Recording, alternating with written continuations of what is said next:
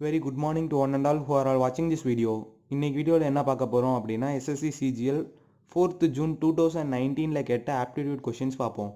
First question. The income of Raju is 20% more than his expenditure. If his income increases by 60% and his expenditure increases by 70%, then what percentage his savings increases or decreases? இந்த கொஷினில் என்ன சொல்லியிருக்காங்க அப்படின்னா Raju's income எவ்வளவு 20% more than his expenditure. Okay, the question expenditure வந்து in case expenditure ராஜுவோட expenditure 100 அப்படின்னு இருந்துச்சுன்னா ராஜுவோட income எவ்வளோவா இருக்கும்? இன்கம் 120 இருக்கும், அதாவது 20% மோர். இப்போது 100 இருக்கும்போது எக்ஸ்பென்சிவ் 100 இருக்கும்போது இன்கம் 120 இருக்கும்போது ராஜு எவ்வளோ சேவ் பண்ணுறான்? 20 rupees சேவ் பண்ணுறான் அப்படின்றத வச்சுப்போம். ஓகே, இப்போ அடுத்தது என்ன சொல்லியிருக்காங்க? If is income increases by 60%, income 60% increase ஆகுது 60% and expenditure increases by 70% expenditure increase ஆகுது. 100ல் 70% இன்க்ரீஸ் ஆச்சு அப்படின்னா 170. ஓகே, இதுவே 60% 10%, 120ல் 10% எவ்வளவு? ஒரு டிஜிட் தள்ளி point வைப்போமா? 12 into 6 is equal to 12 into 6 72. 120 plus 72 is equal to 192. இப்போது இன்கம் 192 இருக்கும். இப்போ எவ்வளோ சேவ் பண்ணுறோம் அப்படிங்கிறது தான் கொஷின். 192ல் 170 போயிடுச்சு அப்படின்னா 22 22 மைனஸ் ஆல்ரெடி எவ்வளோ சேவ் பண்ணியிருக்கான்? 20 சேவ் பண்ணுறான். இதில் டோட்டலாக எவ்வளவு? 20 into 100. இதை சால்வ் பண்ணோம் அப்படின்னா 2 into 100 divided by 20 is equal to 10%. 10% தான் சேவ் பண்ணுறான் அவன். இன்க்ரீஸ் ஆகுது, 10% இன்க்ரீஸ், அதான் ஆன்சர். செகண்ட் கொஷின் பார்ப்போம். செகண்ட் கொஷினில் என்ன சொல்லியிருக்காங்க? Renu bought an article for rupees 1240 and sold it for loss of 25%. With this amount, she bought another article and sold it gain for 40%. Overall profit percentage கேட்குறாங்க. ரொம்பவே சிம்பிளான some தான். என்ன சொல்லியிருக்காங்க? ஒரு ஆர்டிக்கலை 1240 rupees கொடுத்து வாங்குறா, யார்? ரேணுங்கிறது வாங்குறா. ஓகே, அதை வந்து அதே ஆர்டிக்கலை வித்துடுறா, 25% லாஸில் விற்கிறா. ஓகே, ஃபஸ்ட்டு இந்த இது கண்டுபிடிப்போமா? 25% லாஸ் அப்படின்னா எழுதலாம் 75. 100 rupees அப்படின்னா 25% லாஸ் அப்படின்னா 75க்கு விற்றுருப்பாளா? 75 by 100 இன்ட்டு எவ்வளோக்கு வாங்கியிருக்கா? 1240 rupees வாங்கியிருக்கா. இதை சால்வ் பண்ணோம் அப்படின்னா 930 rupees தான் அவரோட காஸ்ட் ப்ரைஸாக இருக்கும். ஓகே, இதே அமௌண்ட்டில் இப்போ இன்னொரு ஆர்டிக்கல் வாங்குறா. இன்னொரு ஆர்டிக்கல் வாங்கி அதை கெயினில் 40% கெயினில் சோல்வ் பண்ணுறா. 40% கெயின்னா 100 + 40, 140 divided by 100 இன்ட்டு அமௌண்ட் 930. இப்போ எவ்வளோ ப்ராஃபிட் கிடச்சிருக்கும் அவளுக்கு? 1302, 1302 rupees. Okay, overall profit percentage தானே கேட்குறாங்க. ஓவரால் பர்சன்டேஜ் 1302 மைனஸ் ஃபஸ்ட்டு எவ்வளோ இனிஷியல் அமௌண்ட்டில் வாங்கியிருக்கா? 1204 rupees. இதை சால்வ் பண்ணோம் அப்படின்னா 62. Okay, 62 into 100 divided by initial amount எவ்வளவு? 1040 rupees. இதை கேன்சல் பண்ணோம் 5. இது 2 டேபிளில் கேன்சல் பண்ணோன்னா 62 is equal to 5% அவளுக்கு ப்ராஃபிட். Overall profit 5%. இதுதான் ஆன்சர். நெக்ஸ்ட் கொஸ்டின் பார்க்கலாம். நெக்ஸ்ட் கொஸ்டின் என்ன சொல்லியிருக்காங்க? எ some amount to rupees 8028 in 3 years and to rupees 12,042 in 6 years at a certain rate per percent annum.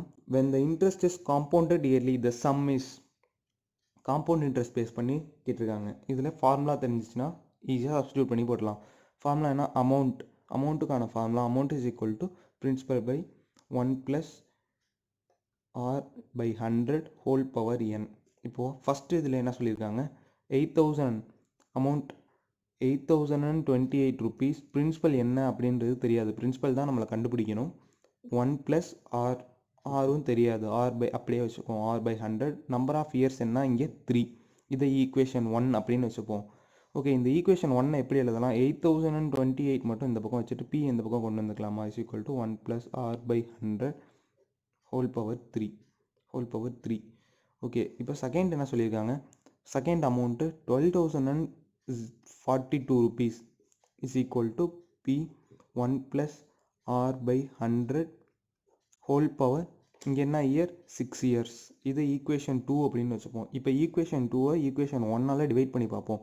Equation 1 என்னது? 8028 is equal to p 1 + r whole divided by 100 whole power 3. இது cancel பண்ணோம் அப்படின்னா whole power 3 இருக்கும். p cancel. இதை solve பண்ணோம் அப்படின்னா 1.5. Okay, இந்த 1.5 is equal to 1 + r whole divided by 100 whole power 3. இந்த whole power 3 p into whole power 3 இதை எப்படி எழுதலாம்? இந்த ஈக்குவேஷன் இங்கே சால்வ் பண்ணி பார்ப்போமா? 1 + 1.5 into 8028 whole divided by p. இப்போ பியோட வேல்யூ கண்டுபிடிச்சிக்கலாம். பியோட 1.5 இங்கேயும் பியையும் இன்டர்சேஞ்ச் பண்ணி பார்ப்போம். p is equal to 8028 divided by 1.5 கண்டுபிடிச்சோம் அப்படின்னா பியோட வேல்யூ 5,352 rupees. ரொம்பவே சிம்பிளான ப்ராப்ளம் தான். செகண்ட் கொஸ்டின் பார்ப்போம். A person sold an article at a loss 15%. He had sold it for rupees 30.6 more. He would have gained 9%. To gain 10%, he would have sold it for. இப்போ ஒரு article விற்கிறாங்க, 15% லாஸில் வச்சுருக்காங்க. 15% லாஸில் விற்றுருக்காங்க அந்த article. அது எவ்வளோ விற்றுருக்காங்க அப்படின்றது total amount சொல்லலை. இதுவே இந்த ஆர்டிக்கலை 30.60 rupees மோர் அதிகமாக வச்சு விற்றுருந்தா 9% கெயின் கிடச்சிருக்கு. அந்த ஆர்டிக்கலையே 10% கெயின் கிடைக்கணும் அப்படின்னா எவ்வளோக்கு விற்கணும் அப்படின்றது தான் கொஷின் கேட்டிருக்காங்க. இப்போ நமக்கு தெரியாது காஸ்ட் ப்ரைஸ் எவ்வளவு அப்படின்றது. காஸ்ட் ப்ரைஸ் 100 அப்படின்றத அஷ்யூம் பண்ணிப்போம். 100 இருந்துச்சுன்னா 15% லாஸ் அப்படின்னா எப்படி எழுதலாம்? 85 அப்படின்னு தானே. 100லேருந்து 85 விற்றுருப்பாங்க. இதுவே கெயின் எவ்வளவு? 9% அப்படின்னா 100லேருந்து 9னா 109. இந்த டிஃப்ரென்ஸ் எவ்வளவு? இந்த டிஃப்ரென்ஸ் தான் 24. இந்த டிஃப்ரென்ஸ் தான் 24. இது 100 அப்படின்னா 30.6 எவ்வளவு அப்படின்றது தான் நம்ம கண்டுபிடிக்கணும். இப்போ எக்ஸ் கண்டுபிடிச்சிட்டோம் அப்படின்னா ஈஸியாக சால்வ் பண்ணிடலாம். இதை கிராஸ் மல்டிப்ளை பண்ணுவோம். 24 into X is equal to 100 into 30.60. எக்ஸை மட்டும் வச்சுக்கோம். 100 இன்ட்டு 30.60 ஹோல் டிவைடட் பை 24. இதை சால்வ் பண்ணோம் அப்படின்னா எக்ஸோட வேல்யூ 127.5. ஓகே, இப்போ 10% அதிகமாக 10% கெயின் வரணும் அப்படின்னா எவ்வளோக்கு விற்கணும் அப்படின்றதானே கேட்டிருக்காங்க. இங்கே எக்ஸோட வேல்யூ கண்டுபிடிச்சாச்சு. 127.5 இன்ட்டு 10% கெயின் அப்படின்னா 110. 110/100. இதை சால்வ் பண்ணோம் அப்படின்னா 140.25 rupees. நெக்ஸ்ட் ப்ராப்ளம் பார்க்கலாம். நெக்ஸ்ட் ப்ராப்ளம் என்ன சொல்லியிருக்காங்க அப்படின்னா, if decreasing 120/x% gives the same result as increasing 40%/x%, then x% of 210 is what percent less than the x plus 20% of 180. ரொம்பவே சிம்பிள் தான், பர்சன்டேஜ் பேஸ் பண்ணி கேட்டிருக்காங்க. ஓகே, இந்த கொஸ்டினில் என்ன சொல்லியிருக்காங்க அப்படின்னா 120/x%, அதாவது 120/x% எதுக்கு ஈக்குவலாக இருக்கும்னா இன்க்ரீசிங் 40/x%. இது எப்படி எழுதலாம் அப்படின்னா 120 - 120 இன்ட்டு x/100 எதுக்கு ஈக்குவலாக இருக்கும்? 40 இன்க்ரீஸ் பண்ணால் 40 + 40 இன்ட்டு x/100. இதை சால்வ் பண்ணோம் அப்படின்னா x is equal to 50 அப்படின்னு கிடைக்கும். ஓகே, இப்போ என்ன அடுத்தது என்ன கேட்டிருக்காங்க? x% ஆஃப் 210, அதாவது 50%. எக்ஸுங்கிறது 50. 50% ஆஃப் 210 எவ்வளவு? 50% of 210. 50% of 210 is nothing but 105. Okay, இப்போது x plus 20% ஆஃப் 180. எக்ஸோட வேல்யூ 50. 50 + 20% ஆஃப் 180, அதாவது 70% ஆஃப் 180. 70% ஆஃப் 180 126. இப்போ என்ன கேட்டிருக்காங்க? What percentage less than the 70% of 180 அப்படின்றது தானே கேட்டிருக்காங்க. எப்படி எழுதலாம் இது அப்படின்னா 21 இது ரெண்டுத்தையும் சப்ராக்ட் பண்ணோம் அப்படின்னா 21 126ஐயும் 105ஐயும் சப்ராக்ட் பண்ணால் 21 ஹோல் டிவைடட் பை 126 இதுலேருந்து தானே கேட்டிருக்காங்க வாட் பர்சன்டேஜ் லெஸ் தேன் இந்த 70% ஆஃப் 120 தான் கேட்டிருக்காங்க.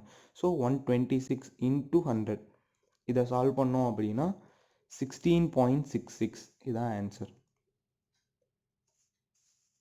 I hope this video is very useful.